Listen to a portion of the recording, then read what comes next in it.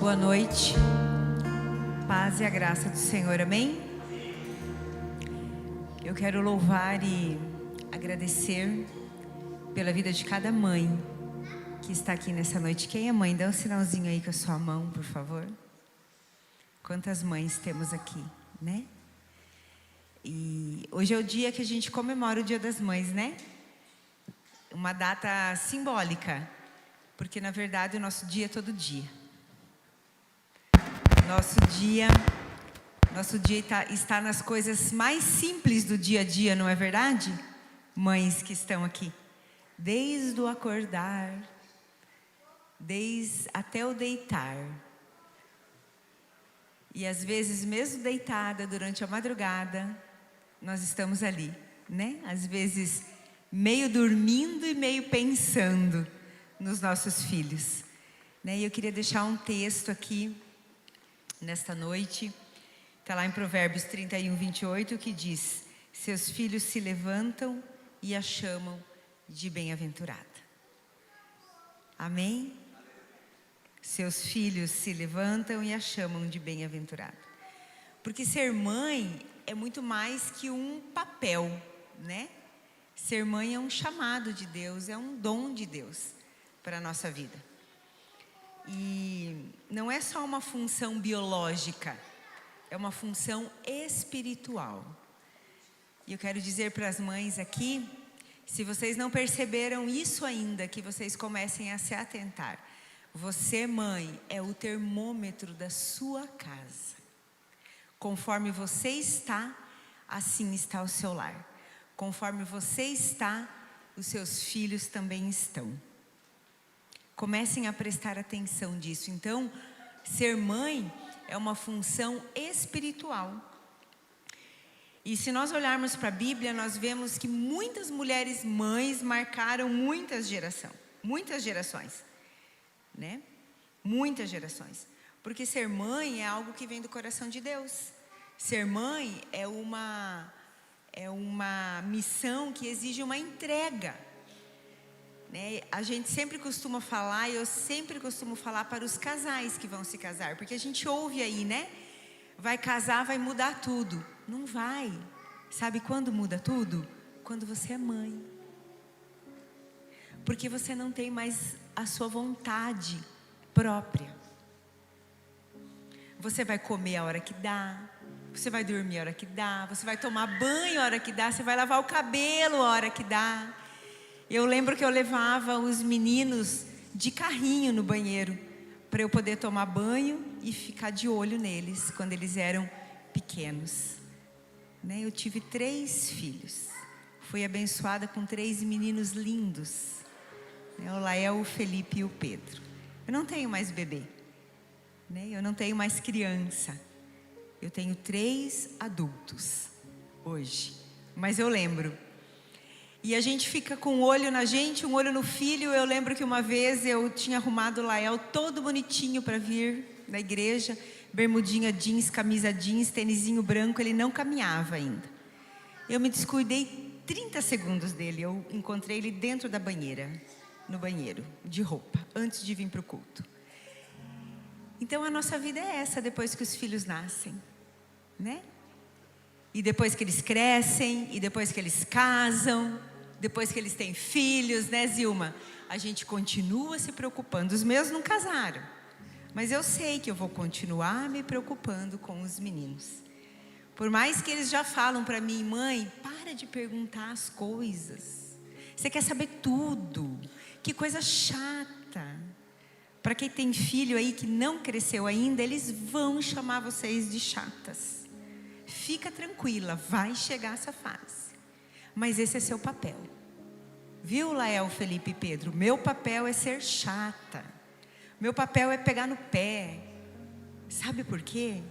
Porque em Salmo 127 fala assim: que os filhos são herança do Senhor, uma recompensa que Ele dá. E como flechas na mão do arqueiro, são os filhos nascidos na juventude.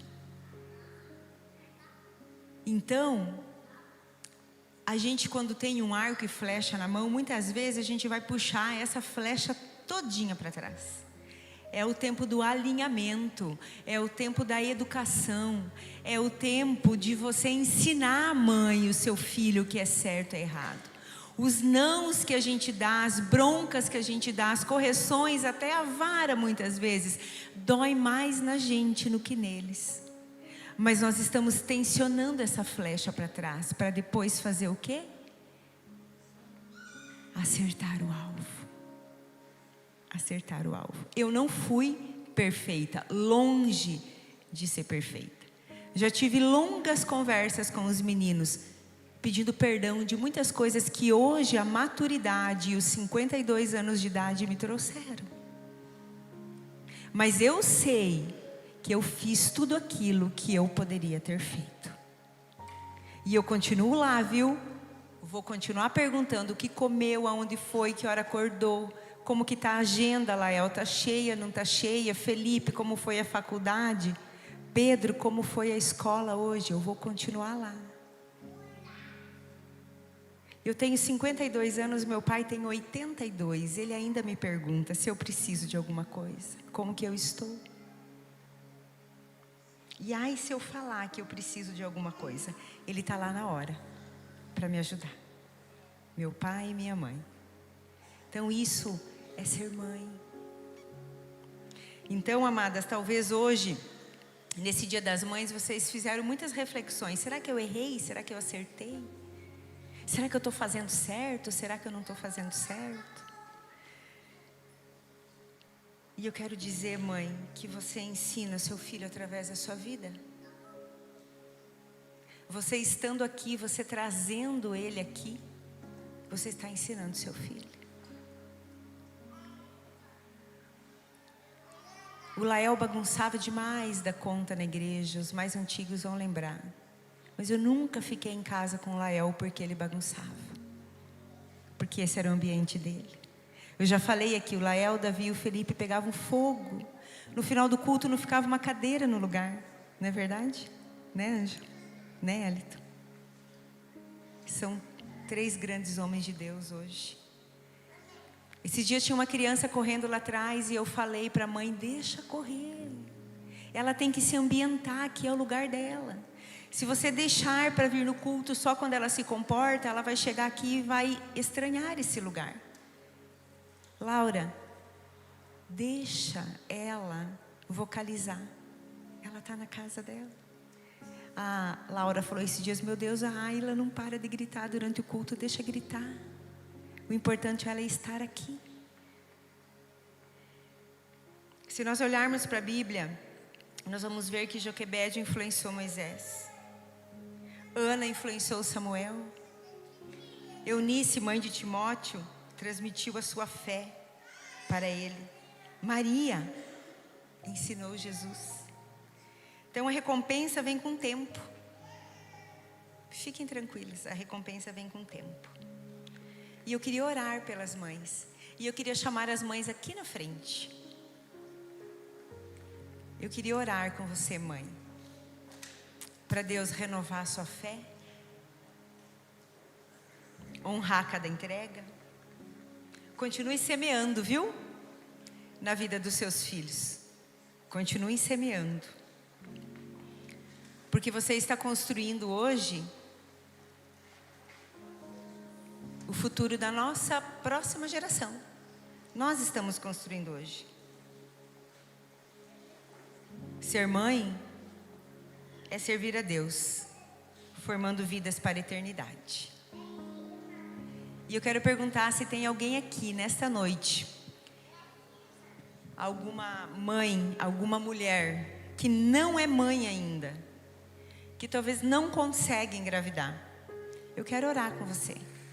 Se tiver alguém assim aqui nessa noite, eu quero orar com você.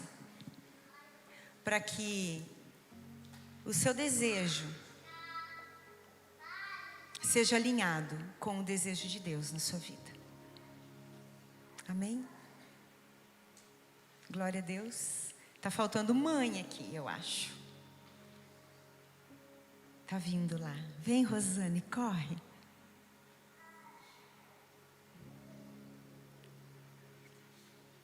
Não desista de plantar, não desista de semear na vida dos seus filhos, de inculcar a palavra, de ensinar os seus filhos aonde eles devem caminhar. Essa semente vai ficar plantadinha ali no coração deles e ela vai germinar, porque uma mãe, a oração de uma mãe é poderosa. Amém? Você é autoridade de Deus estabelecida nesta terra sobre a vida dos seus filhos. E eu tenho certeza que muitas mulheres aqui têm um testemunho para contar de quando resolveu assumir essa posição de oração, de joelhos no chão pelo seu filho, a vida deles foi transformada, as respostas de oração vieram. Nós temos essa experiência lá em casa, de muitas situações. Porque, irmãs, nós vamos continuar falando, viu? Reclamando, xingando, falando, mas é a oração que tem poder. Amém. Glória a Deus, Ana Júlia, é isso aí, amém. E olha que maravilhoso, a avó traz a neta para a igreja, para ensinar o caminho. Continue plantando, continue orando, continue reivindicando do Senhor sobre a vida dos seus filhos, mulheres. Eu sei aqui, olhando para o rosto de cada uma, eu conheço algumas histórias de luta, de dor, de sofrimento em relação aos seus filhos. Mas eu também conheço mulheres que já tiveram a vitória. Continue buscando, louvando a Deus, amém? Vamos orar, vamos colocar nossa vida diante do Senhor, nossos filhos diante do Senhor. Amém? Glória a Deus. Vou pedir para a igreja ficar de pé, para os homens ficarem de pé, para as mulheres que ficaram aí, que ainda não são mães, ficarem de pé. Vamos estender as nossas mãos para cá e vamos abençoar.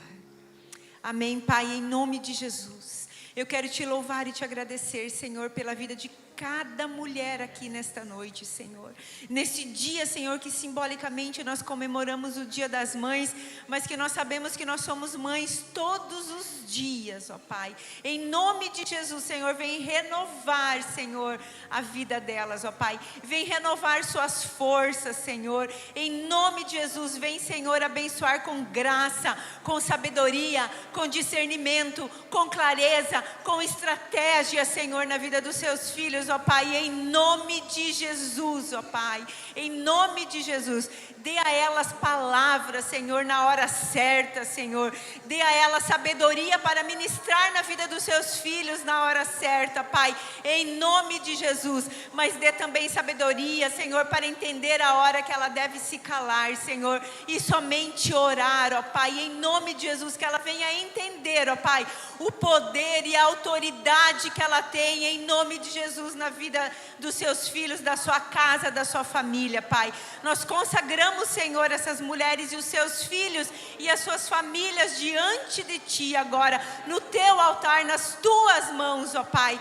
Em nome de Jesus, nós declaramos que os filhos perdidos voltarão para o caminho do Senhor. Nós declaramos que aqueles filhos que não querem ouvir a palavra do Senhor voltarão em nome de Jesus, porque eles são selados desde o ventre dessas mães a Ti, ó Pai, em nome de Jesus, ó Pai. Nós entregamos a vida de cada filho, Senhor, que o Senhor possa estar, ó Pai, abençoando, Senhor, a vida deles através das suas mães, ó Pai. Oh Pai, se porventura tem alguma mulher aqui nesta noite, Senhor, que não consegue engravidar, nós entregamos ela nas Tuas mãos. Que o Senhor esteja, Senhor, visitando, que o Senhor esteja dando clareza, que o Senhor esteja abençoando, que o Senhor esteja restaurando, curando, alinhando, Senhor, a Sua vontade com a vontade dela, Pai. Em nome de Jesus, nós abençoamos, Senhor, as mães nesta noite, em nome de Jesus. Amém. Mães, não digam, não deixem o inimigo dizer para vocês que vocês já perderam. Você tem poder e autoridade nas suas palavras, nas suas orações, dentro da sua casa, em nome de Jesus. Amém? Deus abençoe cada uma. Sinto o meu abraço apertado de Feliz Dia das Mães. Abrace as mães aí que vocês ainda não cumprimentaram. Deus abençoe grandemente. .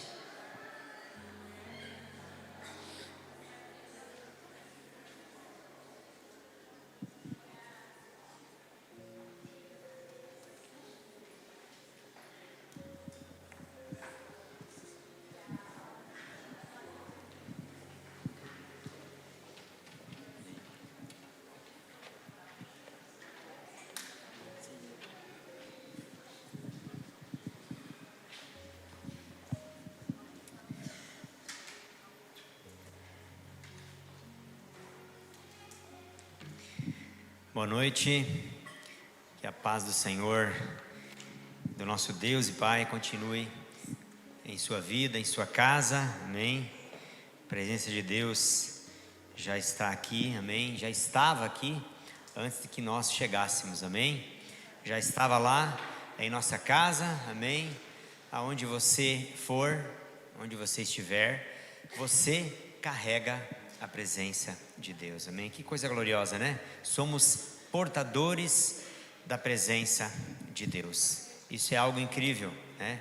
Sabe que a gente tem que cuidar para a gente não se acostumar com essas coisas, a ponto de que esse fato maravilhoso deixe de nos impressionar, amém.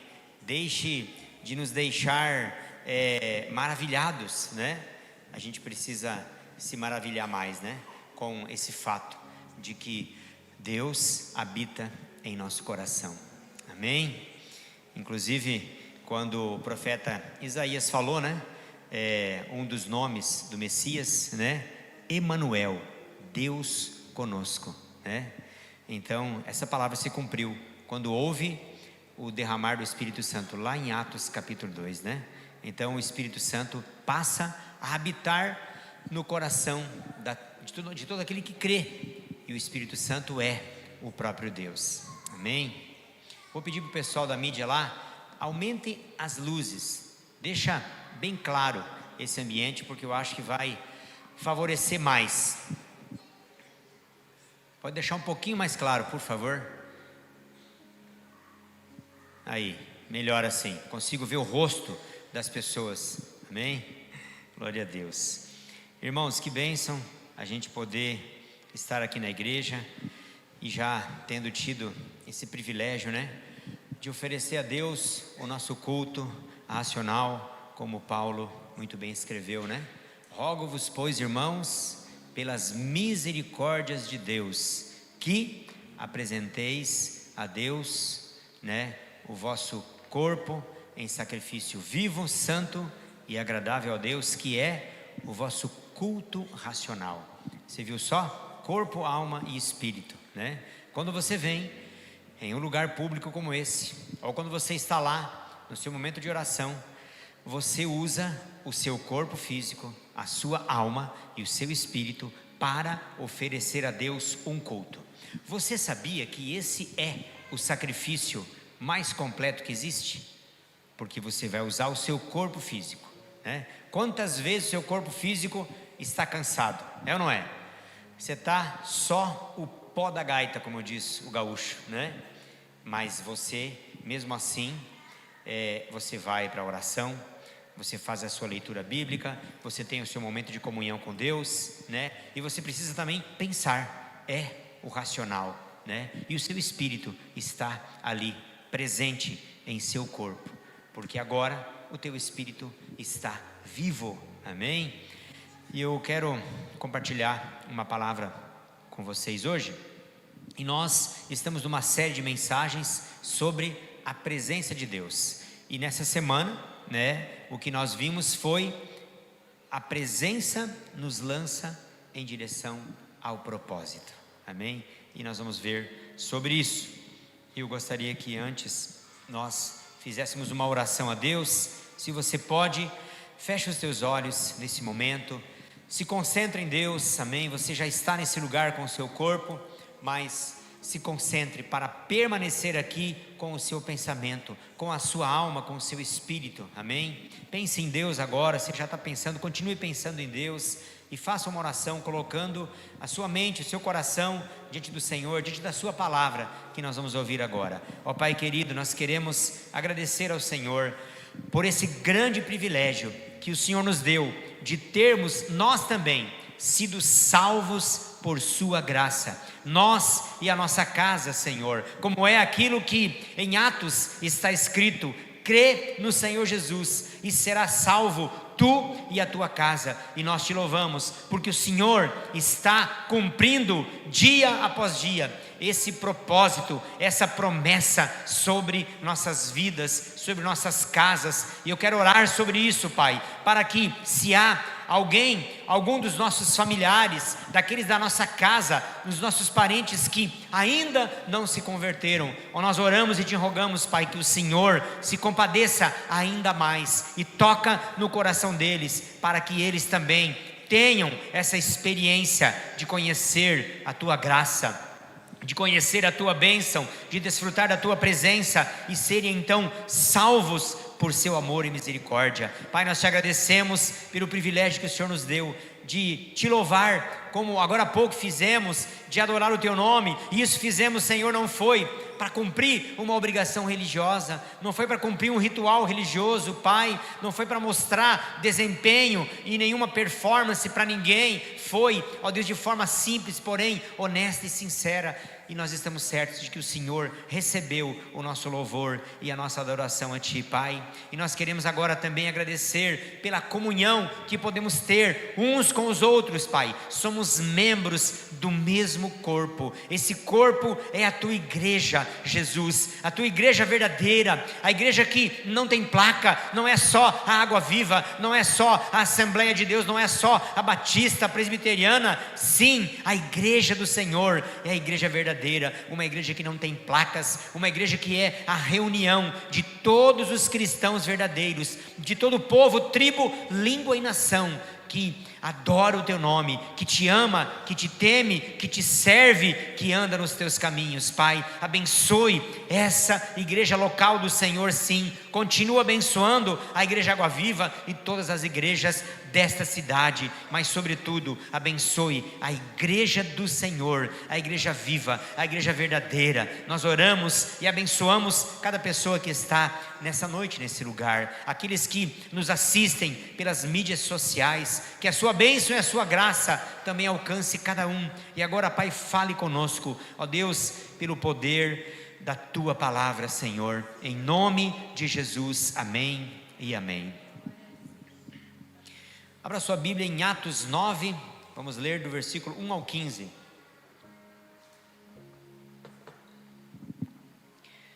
Eu estava meio preocupado que, às vezes quando eu prego, eu uso bastante versículo, mas quando eu escutei o pastor Samuel, da Igreja Ina de Cascavel, pregar, pastor Hélio, eu pensei, tá tranquilo então, né? Porque o pastor Samuel pregou, foi domingo retrasado, né? E acho que foi domingo retrasado que o pastor Samuel pregou, quem estava aqui, né? Ele usou bastante versículo, né? E eu me identifiquei porque eu gosto, né, da pregação bíblica. E você precisa entender isso, tá? Você não pode achar ruim quando o pregador usa bastante texto bíblico. Você deve se preocupar quando o pregador começa a contar muita história, amém? Não estou dizendo que é errado contar história, né? Desde que ela tenha um contexto bíblico, está valendo. Mas quando o pregador lê bastante texto bíblico, você precisa amar isso, amém? Por quê? Porque é a palavra de Deus. E a palavra de Deus, ela é o quê? Ela é intuitiva, ela fala por si só, amém? Você lê a palavra, você pode ler várias vezes e você não enjoa. Por quê? Porque é uma palavra espiritual, amém? Jesus disse sobre a sua palavra, para os discípulos, ele disse assim, ó: vós já estáis limpos pela palavra que vos tenho falado, porque a palavra que eu vos tenho dito é espírito e vida. Viu só? Então o que a palavra é em relação ao que Jesus falou? A palavra de Deus é, nesse contexto, um alvejante, amém? Um branqueador. A palavra de Deus, podemos usar uma metáfora, que a palavra de Deus é uma quiboa, um clareador, um branqueador, não é? Porque Jesus disse, vós já estáis limpos, de modo que quando você lê a palavra, quanto mais você lê a Bíblia, mais ela limpa a sua alma e o seu coração, amém? Ele também disse que a palavra é o quê? É alimento, né? O pão vivo que desceu do céu, o próprio Jesus, o verbo que se fez carne. Quando você lê a palavra, ela alimenta não o seu estômago, mas o seu espírito, o seu entendimento, te enche de sabedoria, amém? Te dá direção, te alinha com Deus, porque é muito fácil a gente se desalinhar, a gente sair, né, da linha cristã, e quando você lê a palavra, ela mostra aonde você precisa melhorar, amém? Então vamos ler Atos 9, 1 a 15, né? É o encontro, né, de Saulo com Jesus. Saulo, porém, respirando ainda ameaças e mortes contra os discípulos do Senhor, dirigiu-se ao sumo sacerdote e pediu-lhe cartas para Damasco, para as sinagogas, a fim de que, caso encontrasse alguns do caminho, quer homens, quer mulheres, os conduzisse presos a Jerusalém. O que quer dizer essa parte? Caso encontrasse alguns do caminho, caso encontrasse alguns cristãos, né? Quer homens, quer mulheres, os conduzisse presos a Jerusalém. Mas, seguindo ele viagem e aproximando-se de Damasco, subitamente o cercou um resplendor de luz do céu. Pensa, um facho de luz poderoso, né? E caindo por terra, ouviu uma voz que lhe dizia: Saulo, Saulo, por que me persegues? Né? Eu não consigo aqui imitar a voz de Jesus, seria muita pretensão, né? Estou brincando, né? Mas imagine você, né? Será que a voz foi: Saulo, Saulo, por que você me persegue? Não, foi uma voz firme, né? Uma voz vigorosa, né? Que fez Saulo e os que estavam junto com ele tremer na base, né? Saulo, Saulo, por que me persegues? E ele perguntou: quem és tu, Senhor? Respondeu o Senhor: eu sou Jesus, a quem tu persegues. Mas levanta-te e entra na cidade, e lá te será dito o que cumpre fazer. Os homens que viajavam com Saulo ficaram emudecidos. Para ficar emudecido, eram homens bravos, sabia? Eram soldados que estavam junto com o apóstolo Paulo. Já pensou para um soldado tremer na base? Faz ideia, vamos tentar imaginar, né? O vigor, a potência, o envolvimento da voz do Senhor Jesus. E aqui o texto diz que eles ficaram emudecidos, ouvindo na verdade a voz, mas não vendo ninguém, mas ficaram quietinhos, ficaram atônitos, né? Saulo levantou-se da terra e, abrindo os olhos, não via coisa alguma, e guiando pela mão, o conduziram a Damasco. E esteve 3 dias sem ver, e não comeu nem bebeu. Eu li esse versículo e me saltou aos olhos, e o Espírito Santo falou: você está precisando ficar 3 dias sem ver, e 3 dias sem comer e sem beber. O Espírito Santo falou isso para mim. Sem ver o quê? Talvez, abrir um parênteses aqui, né? Sem ver rede social, sem ver bobice ou qualquer outra coisa, amém? O Senhor falou contigo, com certeza. Versículo 10: ora, havia em Damasco certo discípulo chamado Ananias, e disse-lhe o Senhor em visão: Ananias, respondeu ele: eis-me aqui, Senhor. Ordenou-lhe o Senhor: levanta-te, vai à rua chamada direita e procura em casa de Judas um homem de Tarso chamado Saulo, pois eis que ele está orando. E ele viu um homem chamado Ananias. Então o Senhor estava dizendo: Saulo estava orando e viu você, Ananias, entrar e impor as mãos sobre ele para que ele recuperasse a vista. Viu só que coisa incrível? De perseguidor a um homem de oração. Que coisa incrível, né? Viu só o que o encontro com Jesus faz, né? E então respondeu Ananias: Senhor, há muitos ouvi acerca desse homem, quantos males tem ele feito aos teus santos em Jerusalém, e aqui tem poder os principais sacerdotes para prender a todos os que invocam o teu nome. Disse-lhe, porém, o Senhor: vai, porque este é para mim um vaso escolhido, para levar o meu nome perante os gentios e os reis e os filhos de Israel. Amém? Que história maravilhosa, que coisa incrível aconteceu aqui. Sabe por quê? Porque depois desse encontro que Paulo teve com Jesus, a presença do Senhor nele fez o quê? Direcionou Paulo ao propósito de Deus para ele. E qual era o propósito de Deus para o apóstolo Paulo? Ser o apóstolo dos gentios. O que são os gentios? Todos os povos que não são judeus, que não são diretamente da linhagem de uma das 12 tribos da nação de Israel. Então esse era e foi o propósito de Deus para o apóstolo Paulo. Só que Paulo não sabia, porque até esse momento Paulo estava o quê? Perseguindo os cristãos. Até esse momento Paulo não cria, não acreditava que aquele Jesus era o Messias, o Filho de Deus, o Salvador do mundo. E ele tem um encontro então Paulo recebe do Senhor, né, esse direcionamento, e o próprio Deus então lança ele para esse propósito, ser o apóstolo dos gentios. Então, na verdade, nós aqui precisamos agradecer primeiro a Deus, e um dia vamos estar na glória, e vamos dar um abraço no apóstolo Paulo e dizer muito obrigado, Paulo, porque você foi obediente, e por causa da sua obediência o evangelho chegou até mim. Evangelho, para quem não sabe, significa boas novas ou boas notícias, né? Para e pensa, quanta boa notícia você já contou para alguém, né? Você conta quando o teu time ganha, você não conta? É uma boa notícia, né? Você conta para os outros quando você, mulher, compra uma roupa nova, você ganha uma roupa nova, você compra uma bota nova. Agora está o frio aí, né? Aliás, mulheres que querem comprar bota, você pode ir na Santa Rita Calçados. Está ali o meu irmão Lincoln, a irmã Fatiane, são donos da Santa Rita Calçados, tem botas lindas para as mulheres, pode ir lá comprar, amém? Tá bom? Você conta, não conta? Você vai contar, né? Então, você precisa também contar, né? As bênçãos que Deus faz na sua vida, amém? Então, nós precisamos ser gratos, né, a Deus pela vida do apóstolo Paulo, né? Porque as boas novas chegou até nós, porque ele foi o apóstolo dos gentios. Ou tem algum judeu aqui? Se tiver, não tem problema, né? Mas eu acho que ninguém aqui é judeu, diretamente da linhagem de uma das 12 tribos de Israel, né? Então, um fato interessante sobre o nome de Paulo, ou Saulo. Qual que é o nome certo?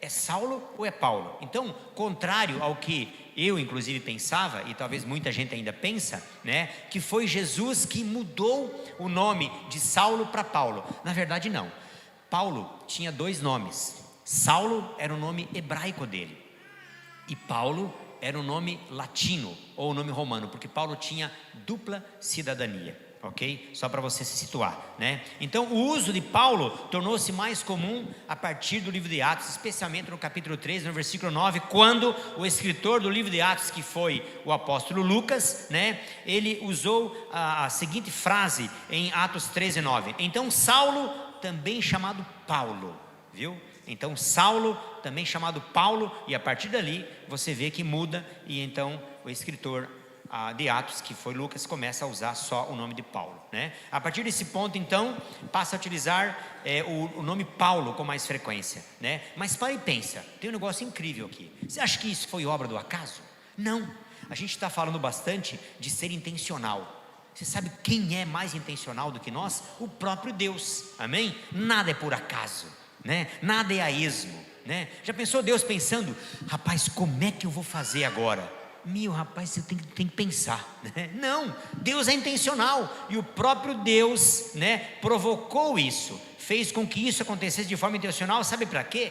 Para que o apóstolo Paulo tivesse afinidade de verdade com os povos não judeus, com os gentios. Já pensou se ele se apresentasse para os gentios, povos não judeus, que não acreditavam nas coisas que os judeus acreditavam, não seguiam a lei mosaica que os judeus seguiam, e ele se apresentasse como Saulo, um nome hebraico? Ia ficar estranho. Pegou a visão? Então olha que Deus incrível nós temos, né? Olha que Deus sábio, que Deus intencional. Ele é intencional, e ele provocou isso de forma intencional, o próprio Deus, então, para que Paulo tivesse mais afinidade com os povos não judeus, com os gentios. Porque para a cultura da época, para você se aproximar de um povo, você primeiro precisava se identificar com aquele povo, e a primeira coisa era o nome, né? Qual que é o seu nome, né? Qual que é a sua descendência, qual que é a sua linhagem, de que povo você é, de que país você é. Então você viu só que coisa incrível que Deus fez? E isso, ó, no mesmo dia, por assim dizer, né? Num espaço de pouco tempo, né? Então, mas eu quero destacar uma coisa aqui. Nesse encontro, Jesus, ele repreendeu o apóstolo Paulo, ou não? Você entende? Ele chamou a atenção do apóstolo Paulo, ou não? Ou ele falou, nossa Paulo, que legal, viu? Continua fazendo o que você está fazendo. Não, ele chamou atenção. Versículos 4 e 5, olha lá. E caindo por terra, ouviu uma voz que lhe dizia, Saulo, Saulo, por que me persegues? Né? Isso é ou não é uma repreensão? É um puxão de orelha? É uma chamada de atenção, né? E ele perguntou, quem és tu, Senhor? E o Senhor respondeu, eu sou Jesus, a quem tu persegues, né? E é sobre isso que eu quero me aprofundar nessa mensagem de hoje, e dizer a mim e a você, ame a correção do Senhor, amém? Ame ser corrigido por Deus, amém? Mesmo porque nesta vida que você vive, no convívio social, você e eu já tomamos muita repreensão, é ou não é? Tomamos, para começar quando éramos crianças, lá do pai e da mãe, não é verdade? Né? Local de trabalho, às vezes de cliente, de fornecedor, do patrão, não é? Então, por que devemos amar ser corrigidos e repreendidos? Né? Sabe por quê? Porque isso vai ou nos lançar ao propósito, ou vai nos alinhar com o propósito, ou vai nos trazer de volta ao propósito de Deus. Amém? Ser corrigido, ser repreendido pelo Senhor, tá? Eu não estou dizendo que você não precisa nem orar e dizer: Senhor, me repreende, Senhor, chama a minha atenção. Basta ler a Bíblia, né? E a palavra de Deus, constantemente, ela faz isso. Sabe por quê? Porque por natureza, nós seres humanos, somos ligeiramente e muito facilmente inclinados ao erro, né? Lá em Jeremias está escrito que o coração do ser humano é perverso, é corrupto. Eu uso um termo: desesperadamente perverso. Quem o conhecerá? Eu, o Senhor. Então, constantemente, o meu coração e o seu coração, a nossa mente, precisa estar em constante vigilância. Por isso que a Bíblia, ela é repleta de correções, de repreensões, de orientações, de alertas, né? Você anda, dirige seu carro no trânsito, você encontra placas para todo lugar. As placas são o quê? Um alerta. A Bíblia também está cheio de alerta, né? E por que Deus faz isso? Porque Ele nos ama. Amém? Então, qual é o propósito de Deus para todos? Né? Aliás, a gente está falando, né, que a presença de Deus nos lança, né, no propósito. E quando fala presença, às vezes a gente pensa assim, que a presença de Deus, ela vai ser sempre, ou unicamente, ou precisa ser somente algo assim, para passar a mão na nossa cabeça, é ou não é? Para fazer a gente se sentir bem, né? Eu vou orar. Pastor, eu não vou orar, eu não estou me sentindo bem. Eu não vou na cela porque eu não estou me sentindo bem. A presença de Deus não é só para fazer você se sentir bem. A presença de Deus é para você e eu também acordar, porque por nós mesmos nós somos falhos, né? Para e pensa quanta coisa do dia a dia da sua vida social você acaba esquecendo e cometendo erros, né? Na vida espiritual, não pensa você que vai ser diferente, né? Parece que fica mais complexo ainda, né? Porque a vida espiritual é algo que você vai conseguir conduzir a sua vida espiritual quando você examina a palavra, quando você lê a palavra, né? Então, qual que é o propósito de Deus para todos, né? Falando aqui do propósito, o propósito do Senhor para a vida do ser humano, para aquele que se converte a Ele por meio de Jesus, é algo simples. Primeiro, conhecer a Jesus Cristo como Salvador, como Remidor, como Redentor, como Justificador, como advogado junto ao Pai, amém? Como parente remidor. Quando você lê o Antigo Testamento, você vê que Jesus, em cada livro, ou em cada conjunto de livros, Jesus é alguma coisa, né? Referindo-se à redenção humana, né? Então, primeira coisa, o propósito de Deus é conhecer a Jesus Cristo. E a segunda coisa, fazê-lo conhecido, né? Está lá na comissão dos discípulos. Quando Jesus chega e fala, Mateus 28:18, ele fala o quê? Foi-me dado todo o poder no céu e na terra. E o 19 ele fala, por isso vão, fazer discípulos de todas as nações, batizando-os em nome do Pai, do Filho e do Espírito Santo, versículo 20, e ensinando eles a guardar tudo aquilo que eu já ensinei para vocês. Você pegou a visão? É complexo? Não, é simples, né? Você foi salvo, conheceu Jesus, está conhecendo Jesus, agora você vai fazer o quê? Vai fazer Jesus ser conhecido na vida de pessoas com as quais você já se relaciona, você já tem proximidade, você já tem convívio, ok? É isso que você e eu precisamos fazer. Esse é o propósito, é algo simples, né? É nós que complicamos, né? Rapaz, eu fico doido quando eu escuto um crente, pastor, eu tenho que orar para descobrir qual é o propósito de Deus para a minha vida. Ai, Jesus amado, qual que é o propósito para você, de Deus para a sua vida? É isso aqui, conhecer. Você já conhece Jesus? Amém? Você já recebeu Jesus como seu Salvador? Você está seguindo Jesus? Você está lendo a Bíblia? Você está lutando para se santificar? Esse é o caminho. Bem-vindo ao mundo do cristão normal e saudável. Agora você precisa dar o segundo passo, fazê-lo conhecido. Amém? Conheçamos e prossigamos em conhecer a Deus. Amém? E o que você vai contar quando você vai fazer Jesus conhecido? Você vai contar, né? Lembra quando Jesus libertou o endemoniado de Gadara, né? Pensa uma cena terrível, né? Jesus libertou aquele homem. Os moradores da cidade vieram ver e ficaram assim, sem acreditar que aquele homem, diz o texto, estava em perfeito juízo. Que coisa incrível, né? E ficaram maravilhados. E então Jesus saiu e aquele homem foi até Jesus e falou, encontrou Jesus depois e falou: mestre, eu quero ir com o senhor aonde é que o senhor for. E sabe o que Jesus falou para ele? Não, antes volta para os teus e conta quão grandes coisas Deus te fez. É complicado isso? É simples. É você e eu que não fazemos. Paramos de fazer, tem que voltar a fazer. Amém? Contar. Você vai contar o quê? As boas novas, né? Eu não tenho nada para contar. Eu não tenho bênção para contar não, porque pastor, eu ando em carro velho ainda, estou com uma motinha lá caindo os pedaços ainda. Pastor, eu não tenho bênção para contar não, eu ainda pago aluguel, não tenho minha casa própria. Como é que você não tem bênção para contar? E quem disse para você que a bênção grandiosa, gloriosa, poderosa é você ter a sua casa, é você andar de carro zero, é você comer do bom e melhor, viajar para lugares lindos? Você acha que isso é algo capaz de converter alguém? Pode até impressionar e pode até ajudar alguém. Eu vou naquela igreja porque eu também quero isso, mas não vai mudar a vida de ninguém.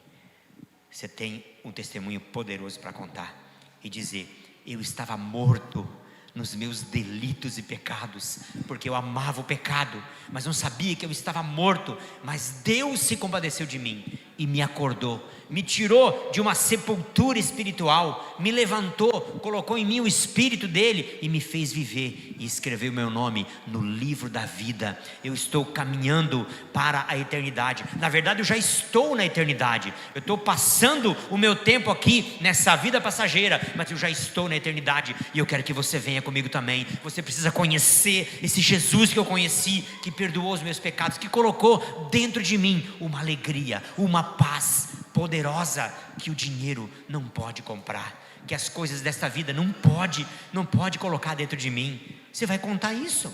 Não tem bênção maior.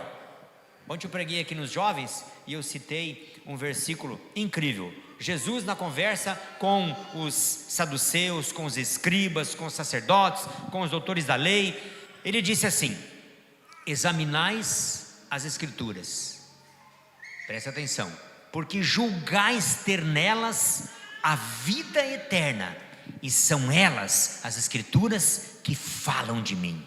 Você prestou atenção qual é o ponto forte dessa conversa de Jesus com os religiosos da época? Pegou? A vida eterna. E você e eu paramos de nos maravilhar com isso, de que Deus nos deu a eternidade, não por merecimento, mas por graça. Ele perdoou os nossos pecados, nos lavou da imundície do pecado. Há um texto na Bíblia que eu amo muito, que diz que Ele nos fez aceitáveis a Ele no amado. Eu gosto muito de citar essa passagem. Você sabe o que é algo aceitável? É algo que não está perfeito, é algo que não está completo, mas deixa quieto e aceita, né? Eu lembro bem, quando eu era criança, nós tomava banho de bacia, não tinha chuveiro. Aliás, o primeiro chuveiro que eu tomei banho, acho que o Jurandir também talvez tomou num desses, o Jurandir, a Zilma aí, né? É aquele chuveiro que tinha que colocar água, né? E daí colocava água, daí abria, se molhava, fechava, se ensaboava, depois abria e terminava o banho. Esse é o primeiro chuveiro que eu conheci, era de latão, né? Era um negócio assim, moderno, maravilhoso, né? Claro que era moderno para quem não tinha, mas antes disso tinha tomar um banho de bacia. E imagina você tomar um banho de bacia, se enxaguar depois na própria água que você lavou, aí ficava uma maravilha a higiene, né? E daí nós ia brincar na rua, voltava sujo tudo e tomava aquele banho malemal. E a mãe daí ia fazer inspeção, né? E via aqueles mapas. Minha mãe falava: tem uns mapas aqui, né? Mas deixava passar. Eu estou usando isso como ilustração para dizer que isso é estar aceitável. Eu não estava completamente limpinho, ok? Porque também era criança, não sabia se lavar, né? Você não sabe se lavar. espiritualmente você e eu não sabemos nos lavar de verdade. É Ele que nos lava, amém? Por isso, pelo sangue de Jesus, Ele nos faz aceitáveis a Ele no amado. Porque mesmo depois da conversão, infelizmente, você e eu ainda continuamos pisando na bola, ainda continuamos nos sujando, amém? O ideal é que isso não aconteça. Eu gosto muito de pregar na minha célula, nos meus grupos, eu sempre explico. Você tem que entender que o pecado que é grave, porque tem diferença, é o pecado intencional, ok? A diferença entre o pecado intencional, aquele pecado que você tem clareza que não pode ser feito e ainda assim você faz. Não brinque com isso. Se você tem esse problema, pare, amém? Algum pecado intencional, pornografia, adultério, tá metido em negócios ilícitos, e seja o que for, amém? E o pecado não intencional é aquele pecado que você não programa. Por exemplo, se irritar com alguém. Isso acontece no primeiro ambiente que acontece com muita frequência, dentro de casa. Você se irrita lá, a mãe se irrita com o filho se irrita com a mãe, com o pai, a esposa se irrita com o marido se irrita com a esposa. Eu não estou falando de brigaiada aqui, não, eu estou falando de aquela irritação normal. Você sabia que é pecado? Porque Jesus falou, todo aquele que sentir ódio do seu próximo, já em seu coração o matou. Mas eu pergunto, você programa isso? Você fica pensando, rapaz, amanhã, segunda-feira, é o dia, amanhã eu vou arrumar confusão com alguém, amanhã eu vou discutir com alguém no trabalho. Não, mas acontece. Você entendeu então a diferença de um pecado não intencional de um pecado intencional? Mas eu preciso explicar, tá? Se você é uma pessoa que arruma confusão todo santo dia, já não tem como tratar esse tipo de pecado, de comportamento, como algo não intencional, porque isso já se tornou parte do seu caráter, e aí você precisa confessar, se tratar, buscar ajuda, amém? Só abrir um parênteses aqui, tá bom? Provérbios 6:23, olha o que diz sobre a repreensão, sobre a correção. Porque o mandamento é uma lâmpada e a instrução uma luz, e as repreensões da disciplina são o caminho da vida. Tá vendo só? O caminho da vida. Você acha que essa parte final, o caminho da vida, está se referindo à minha e à tua vida terrena? Claro que não, óbvio que não.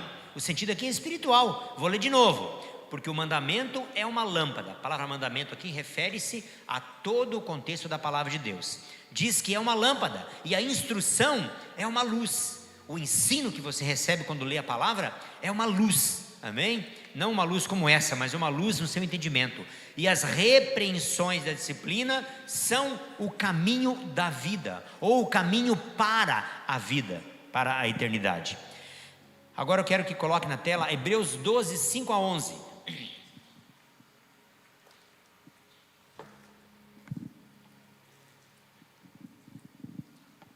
Acompanhe. E já vos esquecestes da exortação que argumenta convosco como filhos? Filho meu, não desprezes a correção do Senhor, e não desmaies quando por ele fores repreendido. Porque o Senhor corrige o que ama e açoita a qualquer que recebe por filho. Se suportais a correção, Deus vos trata como filhos, porque que filho há a quem o pai não corrija? Mas se estais sem disciplina, da qual todos são feitos participantes, sois então bastardos e não filhos. Além do que, tivemos nossos pais segundo a carne, para nos corrigirem, e nós os reverenciamos. Não nos sujeitaremos muito mais ao Pai dos Espíritos para vivermos? Viu só? Ele traça um paralelo sobre a correção, fazendo você e eu voltar agora no tempo, quando éramos crianças, ou você pai e mãe que está aqui agora lembrou aquela tunda de laço que você deu no teu filho, né? Quando foi a última vez você pai e você mãe, não precisa levantar a mão para não constranger ninguém, né? Deu a última surra no seu filho ou na sua filha, né? Nossa, que pastor, meu Deus, pastor é insensível, falando aí que precisa corrigir. É o que a palavra de Deus ensina, amém? Então ele está traçando um paralelo dizendo que nós tivemos nossos pais e éramos corrigidos por eles, e nós fazíamos o quê? Reverenciávamos eles. O que é reverenciar aqui? a gente obedecia, você logo se enquadrava. E aí ele pergunta: não nos sujeitaremos muito mais ao Pai dos Espíritos para vivermos? Quem é o Pai dos Espíritos? É Deus o Pai. Versículo 10: porque aqueles quem? Os nossos pais, né? Na verdade, por um pouco de tempo, nos corrigiam como bem lhes parecia, com vara, com chinelo, que mais? Com mangueira e por aí vai, né? Cabo de vassoura. Mas Deus o faz para nosso proveito, para sermos participantes da sua santidade. Amém? Está vendo só? Deus corrige você e eu. Olha que algo maravilhoso. Para que você e eu sejamos participantes da sua santidade. E podemos ampliar o entendimento. Participantes da sua glória. Participantes da sua eternidade. Participantes do seu reino. Quando fala participantes do reino, a pessoa já pensa: eu vou ficar lá de boa no reino. Não, participantes do seu reino aqui também. Amém? Pregando, evangelizando, orando pelos enfermos, expulsando os demônios, discipulando, ensinando. Amém? Contando, né, aos outros quão grandes coisas Deus te fez. Versículo 11: e na verdade toda correção ao presente não parece ser de alegria, senão de tristeza, mas depois produz um fruto pacífico de justiça nos que são exercitados por ela, né? Tenho certeza que quando você tomou uma surra do seu pai e da sua mãe, você não ficou feliz, né? Tinha uns amigos meus que eu conhecia que os caras eram, olha, misericórdia, apanhava e dava risada ainda, né? E daí apanhava mais ainda, né? Tinha uns que era meio estranho, né? Mas via de regra, ninguém dá risada quando é corrigido, né? Pelo contrário, né? Fica triste, uns ficam revoltados, né? Alguns talvez estão pensando: poxa, mas eu acho que aquela surra que eu levei do meu pai do mesmo foi exagero. E eu não digo que não, né? Isso aconteceu comigo também. Mas também digo para você: a gente não era fácil, não é, né?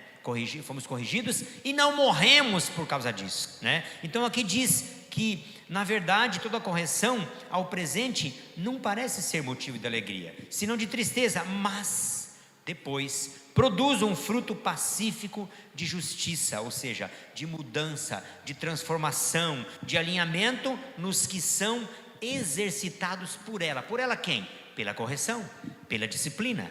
Amém? Outra passagem bíblica é a de Provérbios 3, 11 e 12.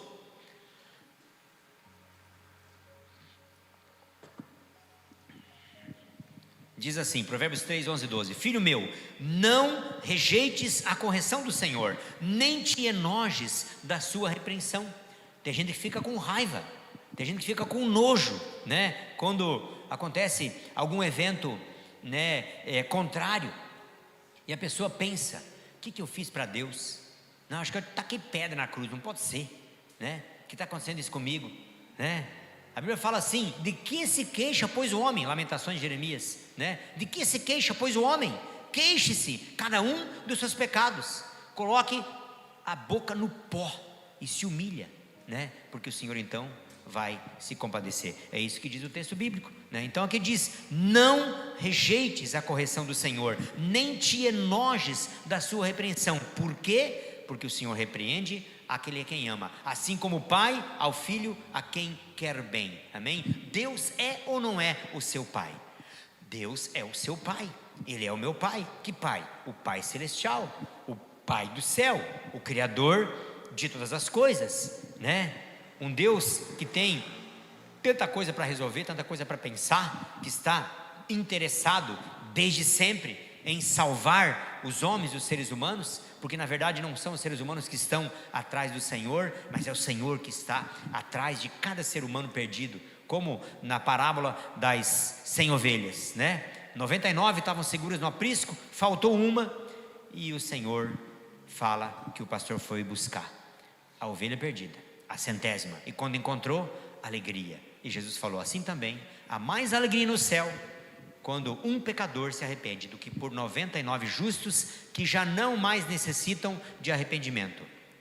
Vou explicar. O texto fala que os 99 justos não precisam de arrependimento para serem salvos, continuarão precisando de arrependimento para serem santificados, transformados, lapidados, regenerados, aperfeiçoados e enviados. Amém? Agora eu quero ler um texto com você que está em 2 Samuel 12, 1 a 13.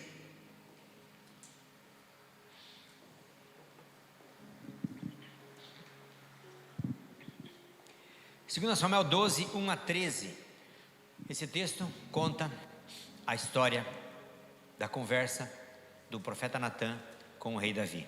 Presta atenção.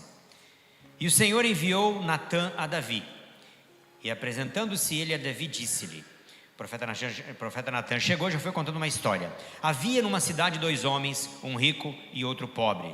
Vai tentando imaginar a cena. O rico possuía muitíssimas ovelhas e vacas. Os dois moravam no campo, né?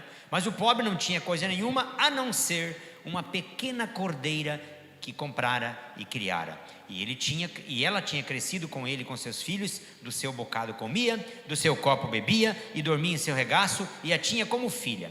E vindo um viajante para visitar o homem rico, deixou este de tomar das suas ovelhas e das suas vacas para assar para o viajante que viera a ele, e tomou a cordeira do homem pobre e a preparou para o homem que viera a ele. Então o furor do rei Davi se acendeu em grande maneira contra aquele homem, e disse a Natã: vive o Senhor, que digno de morte é o homem que fez uma coisa dessas, e pela cordeira tornará a dar o quadruplicado, porque fez tal coisa e porque não se compadeceu. Então disse Natã a Davi: tu és este homem. Assim diz o Senhor Deus de Israel: eu te ungi rei sobre Israel, e eu te livrei das mãos de Saul, e te dei a casa de teu senhor e as mulheres de teu senhor em teu seio, e também te dei a casa de Israel e de Judá. E se isto é pouco, mais te acrescentaria tais e tais coisas. Por que, pois, desprezaste a palavra do Senhor, fazendo mal diante de seus olhos? A Urias o heteu feriste a espada, e a sua mulher tomaste por mulher, e a ele mataste com a espada dos filhos de Amon. Agora, pois, não se apartará a espada jamais da tua casa, porquanto me desprezaste e tomaste a mulher de Urias o heteu para ser tua mulher. Assim diz o Senhor: eis que suscitarei da tua própria casa um mal sobre ti, e tomarei tuas mulheres perante os teus olhos, e as darei a teu próximo, a qual se deitará com tuas mulheres perante este sol, porque tu o fizeste em oculto, mas eu farei este negócio perante todo Israel e perante o sol. Então disse Davi a Natã: pequei contra o Senhor. E disse Natã a Davi: também o Senhor perdoou o teu pecado, não morrerás. Que história, né? Dessa passagem aqui podemos tirar uma lição: não ignore o Natã que a ti Deus envia. Amém? Não ignore o Natã que a ti Deus envia, porque sim, Deus, de tempos em tempos, e acredito que com uma boa frequência, quem sabe até diariamente, a gente que não percebe, Deus está levantando um Natã para dar com o dedo na nossa cara e dizer nas entrelinhas: tu és o homem, é você que está fazendo essa presepada. Amém? O contexto da história do rei Davi: primeiro, foi chamado por Deus e direcionado pelo próprio Deus para um propósito específico. Qual era? Liderar como rei o povo de Israel. O rei Davi foi o segundo rei de Israel. O primeiro levantado foi rejeitado por Deus, né? Que foi Saul. E depois então Deus levanta o rei Davi e dá a ele esse propósito claro: liderar como rei o povo de Israel. Segundo, durante muitos e muitos anos o rei Davi ficou firme e foi fiel a esse propósito, e cumpriu esse propósito.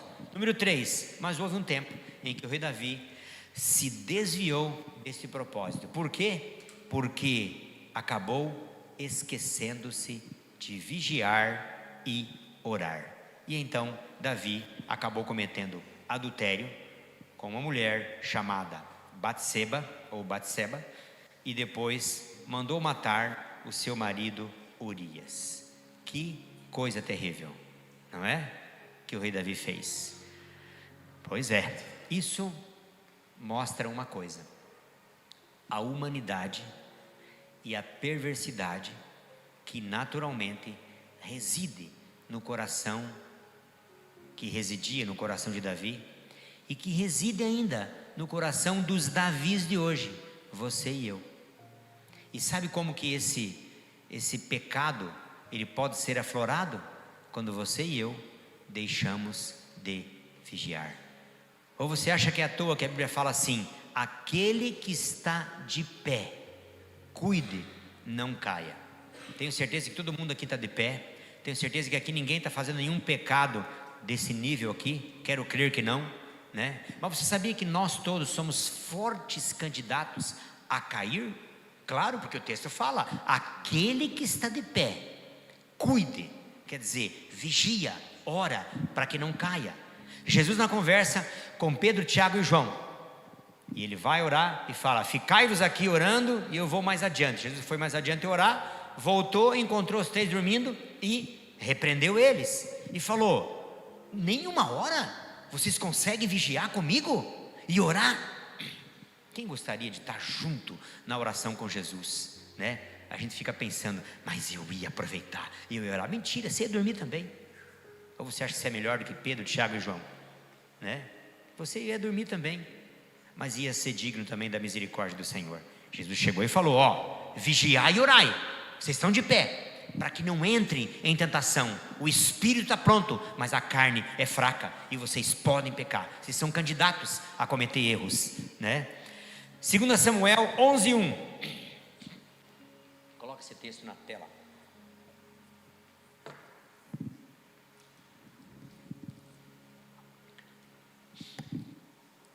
Na primavera, época em que os reis saíam para a guerra, Davi enviou para a batalha Joabe com seus oficiais e todo o exército de Israel, e eles derrotaram os amonitas e cercaram Rabá, mas Davi permaneceu em Jerusalém.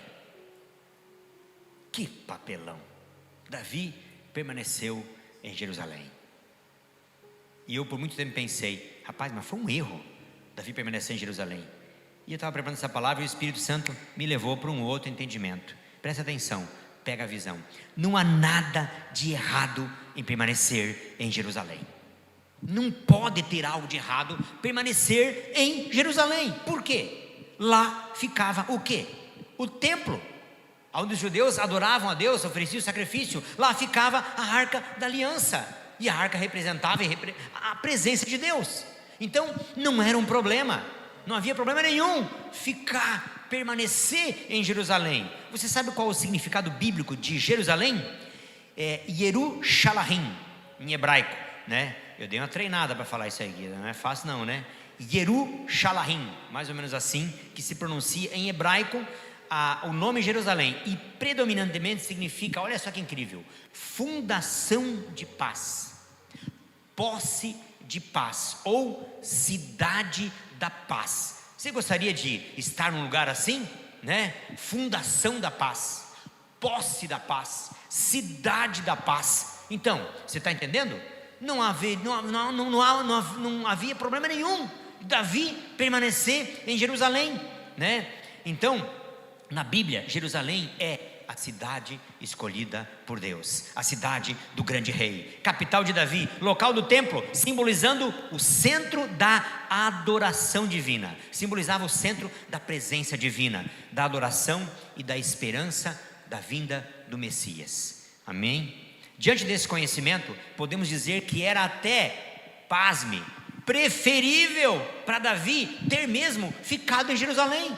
Como o próprio Jesus disse depois em Lucas 24:49 para os discípulos, o que ele disse lá? Ficai, porém, na cidade de Jerusalém. Ó, rimou, né? Ficai, porém, na cidade de Jerusalém, até que do alto sejais revestidos de poder. Aleluia, glória a Deus. Então, você está entendendo? Não havia problema nenhum que Davi permanecesse em Jerusalém, considerando tudo o que significava, e ainda significa Jerusalém. Era preferível que ele tivesse mesmo escolhido ficar em Jerusalém. Então, o que deve cuidar pega a visão, o que eu faço quando eu fico em Jerusalém? É uma metáfora. Podemos ampliar esse entendimento e nos perguntar: o que eu faço quando eu vou orar? Eu realmente oro? O que eu faço quando eu vou ler a Bíblia? Eu realmente leio ou não? O que eu faço quando vou na igreja? O que eu faço de fato quando eu vou na igreja? O que eu faço de fato quando eu vou na célula? Eu fico lá mesmo ou eu saio mentalmente? Porque você sabia que é possível sair mentalmente de qualquer lugar onde você esteja presente fisicamente? É muito fácil isso acontecer. Então, o problema não é você permanecer em Jerusalém. O problema é o que você faz quando você permanece em Jerusalém. Quando você decide, eu não vou para a guerra, para essa guerra física, eu não vou. Eu não vou entrar em vias de fato com ninguém. Eu não vou xingar ninguém na rede social. Eu vou ficar em Jerusalém. Não há problema nenhum, é até preferível. Mas o que você faz quando você vai para a tua Jerusalém? Para o teu momento de oração, para o teu momento de leitura da Bíblia, para a sua célula, amém? Você realmente está lá? Você realmente se aprofunda? Ou você se distrai? Ao invés de Davi ter aproveitado o fato maravilhoso de ele ter podido ficar em Jerusalém, sabe por quê? Porque Deus naquele contexto havia já dado descanso e as guerras já tinham diminuído bastante. Tinha uma guerrinha aqui ou ali só. Ao invés de Davi aproveitar, escute, a quietude, a espiritualidade da atmosfera de Jerusalém, e então olhar para a face de Deus, Davi olhou para o corpo de uma mulher e cobiçou aquela mulher do seu próprio soldado, que se chamava Urias. Então, o problema, repito, não é escolher ficar em Jerusalém. O problema é, quando eu estou lá, o que eu contemplo? Quando eu estou em Jerusalém, um ambiente propício para consagração, propício para contemplação. O pastor Eto acabou de cantar uma música aqui. Qual a beleza que existe em ti, que eu ainda não vi. Olha que tremendo a letra desse versículo. É uma contemplação. Então, Davi, ele podia ter aproveitado que ele pôde escolher ficar em Jerusalém. Ele tinha bons soldados, tinha bons generais, né? O contexto não fala, mas imagino que houve um consenso dos generais de poupar o rei Davi fisicamente, porque numa guerra de verdade, o rei é o primeiro alvo do inimigo. Está lá o rei, uma flecha, vamos matar o rei, né? Matar o rei está meio caminho andado. E eu acredito que houve um consenso. Não, Davi, fica aí mesmo, né? E Davi não aproveitou. E ao invés de ele olhar para a face do Senhor, ele olhou para o corpo de uma mulher que estava se banhando e desejou ela, amém? Mas eu quero dizer para você, não jogue pedras no rei Davi, porque hoje, muito provavelmente, esse Davi sou eu e você, que certamente não fizemos exatamente os mesmos pecados que ele, mas que muito provavelmente temos cometido outros igualmente inaceitáveis para quem se diz um cristão. Então não jogue pedras em Davi, não se ache melhor do que Davi, não se assuste pelo fato de que o Davi, o rei Davi, o homem chamado segundo o coração de Deus, cometeu isso, porque Deus é incrível e Deus não esconde nada, Ele mostra, mas Ele não mostra só, né, os erros, Ele mostra também os acertos, amém? Porque a minha vida e a sua vida tem isso, tem erros, tem acertos, mas à medida que vamos nos relacionando com Deus, o objetivo é errar cada vez menos e acertar cada vez mais, amém? Voltamos ao que fez o rei Davi. Então ele teve relações com Batseba e ela ficou grávida e mandou avisar o rei Davi: estou grávida. E aí o rei Davi teve a ideia de trazer o seu soldado Urias, marido de Batseba, né, e dar um prêmio para ele. Ele estava na frente de batalha. Falou: manda Urias, Urias, meu soldado querido, você está aí cansado, já tantos dias de guerra, vai para casa, tem um momento lá com a sua esposa, uma intimidade com ela e tal. E Urias era um homem nobre. Sabe o que ele fez? Dormiu na frente da casa, não entrou e não se deitou com a mulher. Olha a nobreza desse homem, porque ele falou: eu vou me deitar com a minha mulher, vou ter uma intimidade com a minha mulher e os meus amigos, os outros soldados estão lá na frente da batalha? Não vou fazer isso. Não, isso é algo inaceitável. E não fez. E então o rei Davi fez isso, porque se Urias se deitasse com a mulher, a gravidez dela, naquele tempo não tinha um teste de DNA, né? Então todo mundo ia dizer: não, você está grávida, Urias veio aí, se deitou com ela, esse filho é dele, né? para tentar esconder. E com certeza ele já tinha combinado isso com Batseba. O texto não fala, mas pode ter certeza que ele combinou isso com ela. Vamos esconder esse negócio aí, porque senão pense no escândalo, né? Queria esconder das pessoas, mas Deus já havia decidido que ia tratar diferente. Então Davi parte para o plano maquiavélico, né? Colocar Urias na frente da batalha e mandou uma carta, pasme, pelo próprio Urias. A própria vítima do homicídio levou a carta. E a nobreza desse homem, se fosse nós, né? Vamos dar uma olhadinha, vamos dar uma espiada nessa carta aí, né? Tinha um selo, né, Marcelo? Marcelo é o gerente do correio, né? Já tinha um selo. Esse selo provavelmente devia ser de cera, né? Acho que era, né?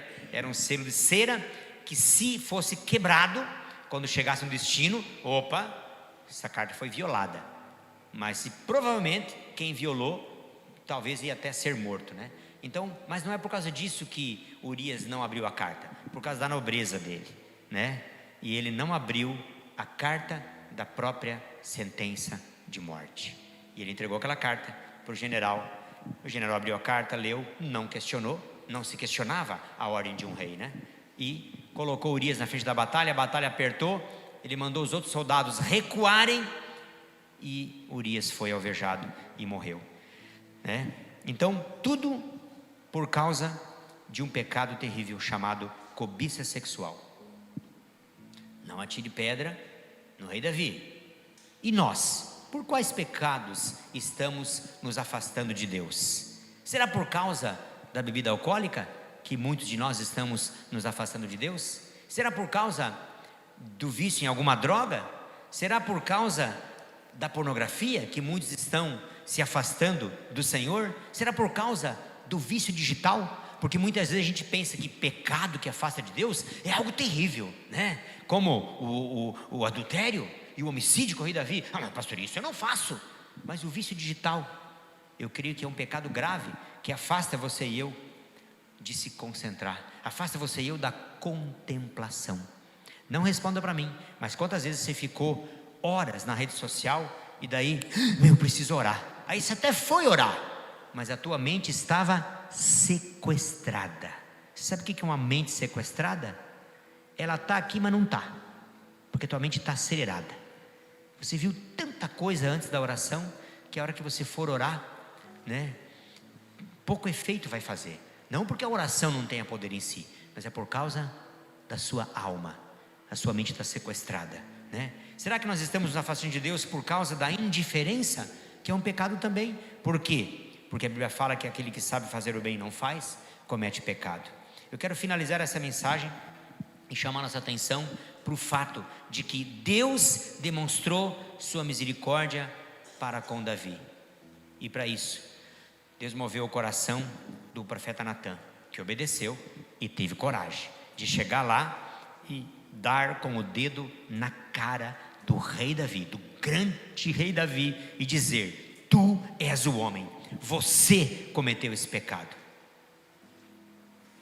O rei Davi, se ele quisesse, ele podia mandar matar o profeta Natã, ou mandar prendê-lo e calar a boca do profeta e dizer: você nunca mais me faça menção disso. Você não vem aqui querer acusar do meu pecado, não? Quem é você? Quem é você? Eu sou o rei. Ele podia tomar essa atitude, mas não. Davi temeu e confessou o seu pecado e disse: pequei contra o Senhor. Pequei contra o Senhor. A Bíblia não fala, mas eu imagino Davi chorando. Eu imagino Davi se humilhando. Não dá para imaginar um Davi: foi mal aí, né? Pisei na bola, né? E agora, Natã? Não. Eu consigo imaginar um rei Davi dizendo essas palavras: pequei, eu pequei contra o Senhor, eu pequei contra Deus. Eu consigo imaginar ele assim. Quem sabe você precisa fazer isso nesse momento da sua vida e confessar ao Senhor: pequei contra o Senhor. E a mesma coisa que Natã disse a Davi, o Senhor vai dizer para você também: o Senhor perdoou o teu pecado, não morrerás. Obviamente que o rei Davi foi perdoado, mas depois, quem já leu essa história sabe que as consequências desse pecado acabaram recaindo sobre Davi e sobre a sua casa, né? E eu quero ir para o final e dizer para você: você sabia que de tempos em tempos, ou até com boa frequência, Deus levanta um Natã para dar com o dedo na nossa cara e apontar o nosso pecado e dizer, entre outras coisas, tu és o homem. Ou seja, Deus, Ele fala para mim e para você. Ele pode falar diretamente quando você está lendo a Bíblia e pum, aquilo te salta os olhos e fala com você, e você vem um temor no teu coração e você fala, meu Deus, isso aqui está falando, eu estou fazendo isso aqui de errado, e você se corrige. Mas normalmente Deus fala pela boca de outras pessoas, né? E diz, é você mesmo que está fazendo isso e isso de errado, esse pecado, né? É você mesmo que está deixando de fazer o que é justo, porque a Bíblia vai dizer, aquele que sabe fazer o bem e não faz, comete pecado. É ou não é fazer um bem maravilhoso? Pregar o Evangelho, discipular alguém. Não responda para mim, não levante a mão. Quanto tempo você, que já foi salvo por Jesus, não faz isso? Ou quem sabe você nunca fez? Aquele que sabe fazer o bem e não faz, comete pecado. Isso aqui, a Bíblia é um livro espiritual. Isso aqui não tem a ver com dar cesta básica para alguém. Ô pastor, então não preciso dar. Sim, você precisa dar, mas não pensando que isso é a maior boa obra que você está fazendo. A maior boa obra, amém? O maior bem que você e eu podemos fazer é contar aos outros quão grandes coisas Deus nos fez, que Ele nos salvou, que Ele nos perdoou, colocou uma paz em nosso coração que nós não conseguimos nem explicar, amém? Sobre isso cabe, uma pergunta: até quando vamos seguir com medo ou indiferentes para não nos envolver com a obra do Senhor? E se envolver com a obra do Senhor, não pense você que é pregar aqui como eu estou pregando, tocar um instrumento, tocar bateria, ser líder de um ministério, né? Não, é algo que transcende, é algo muito mais glorioso do que estar aqui, pode apostar. É você fazer discípulos, amém? Até quando vamos esperar para abrir uma célula? Até quando vamos esperar para começar a discipular alguém que Deus já nos mostrou, né? E algumas características dos Natãs que Deus nos envia, que são iguais às do profeta Natã, do rei Davi. Primeira delas, são pessoas próximas. Eu pergunto para você, Natã era um estranho? Natã era um profeta que apareceu, caiu de paraquedas?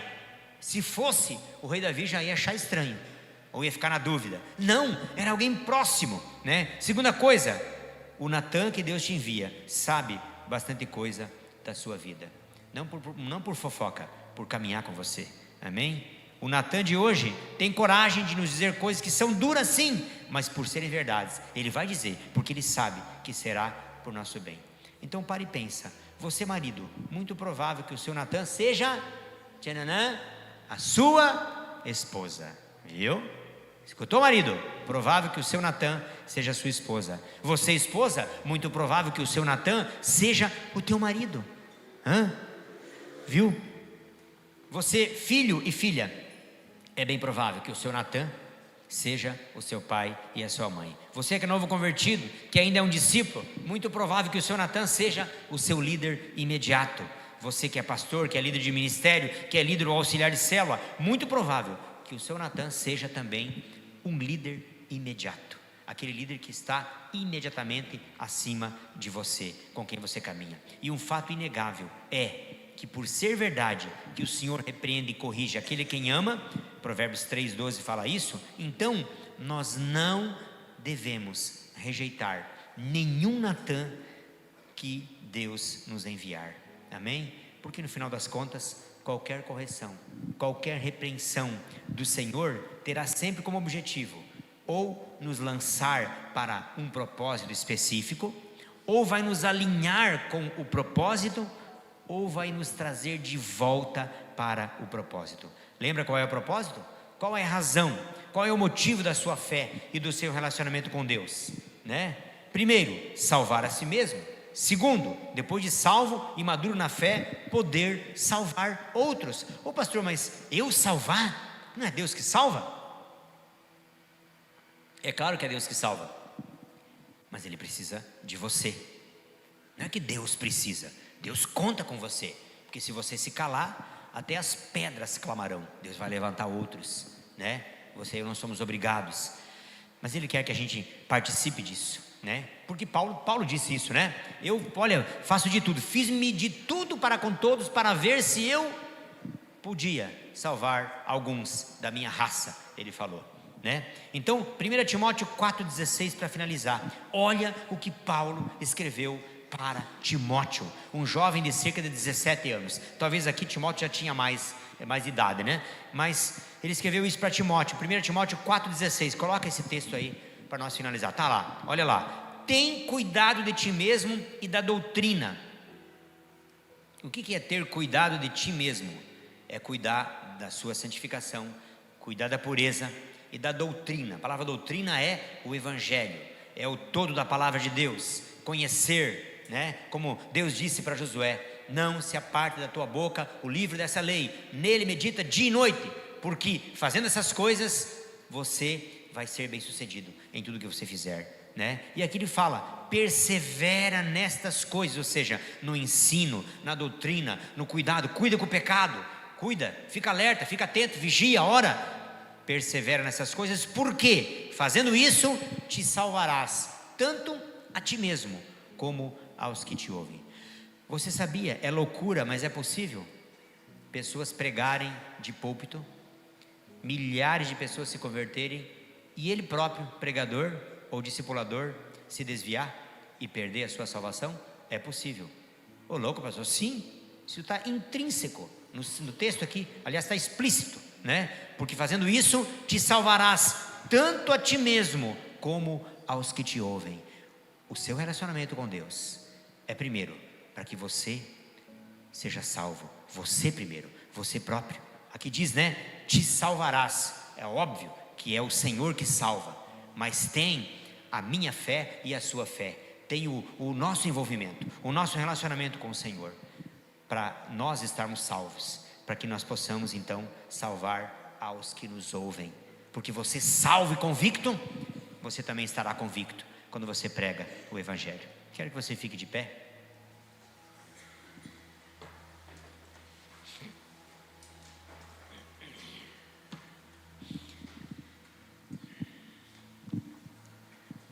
Então, você e eu, a partir de hoje, tenho certeza, nós vamos ter um olhar e um entendimento mais tranquilo quando formos repreendidos pelo Senhor. Quando de alguma maneira, direta ou indiretamente, Deus nos chamar a atenção, Deus nos corrigir, Deus nos repreender, nós vamos ter um pensamento diferente, amém?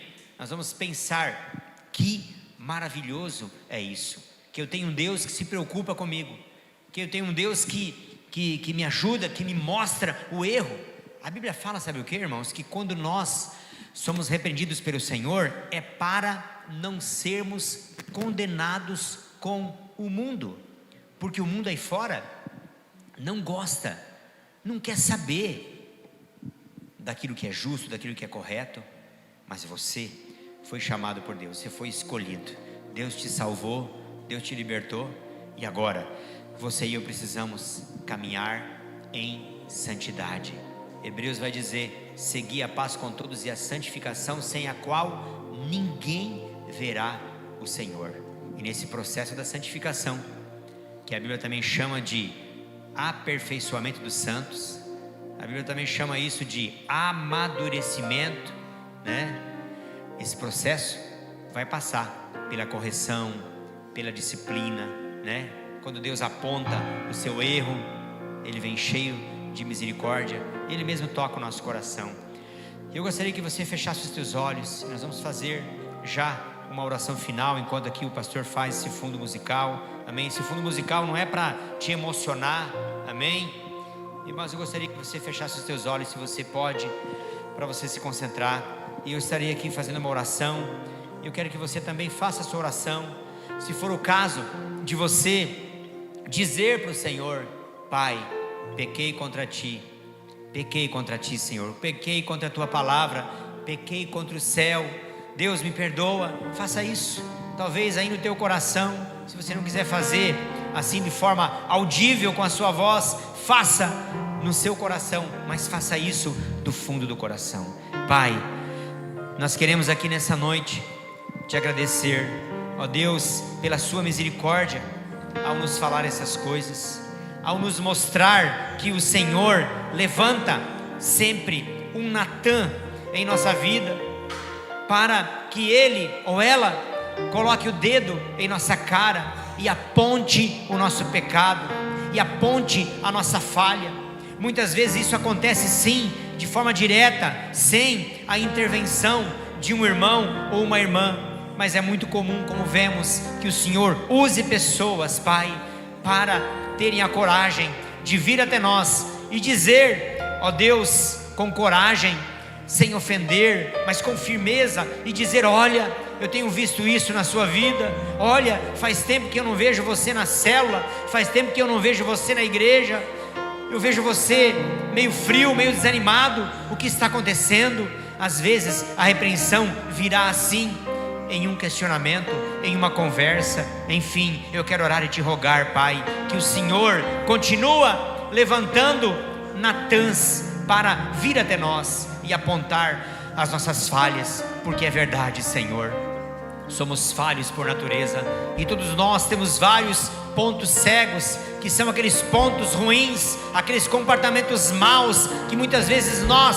sozinhos, não conseguimos enxergar, ou não conseguimos às vezes admitir, por causa da vergonha, por causa do orgulho. Pai, eu quero te pedir, quebra isso hoje, nessa noite, em nossa vida, para que sejamos humildes, Pai, e sejamos capazes, no final das contas, quando o nosso pecado for apontado, quando o nosso pecado for denunciado, que sejamos capazes de ser assim humildes, como o rei Davi, que disse: pequei contra o Senhor, pequei contra o Senhor. E que o Senhor também nos diga, como Natã disse para o rei Davi: também o Senhor perdoou o teu pecado, não morrerás. Eu oro, Pai, para que ninguém aqui morra no seu pecado, mas que cada um se arrependa do seu pecado e volte o coração para o Senhor. Abençoe, Pai, a vida de cada um, abençoe a casa de cada um nessa semana, abençoe a saúde de cada um. Se há alguém enfermo, daqueles que estão aqui, daqueles que nos assistem por alguma mídia social, nós ordenamos que toda doença, que toda enfermidade, toda doença grave, gravíssima ou doença simples saia agora do corpo de cada pessoa. Se há uma enfermidade da alma, uma tristeza profunda, uma amargura, uma angústia, nós ordenamos que também saia do coração a depressão, a amargura, a angústia. Se alguém talvez está com dificuldade de perdoar, de liberar perdão, que o Senhor dê a esta pessoa a capacidade de perdoar de todo o coração, e assim haja a cura do Senhor para o corpo, para a alma, para o espírito. Abençoe essa igreja, abençoe cada célula nessa semana, abençoe os líderes, auxiliares de célula nessa igreja, abençoe teu povo, Pai, com a tua paz. Assim oramos, em nome do Pai, do Filho e do Espírito Santo. Amém e amém.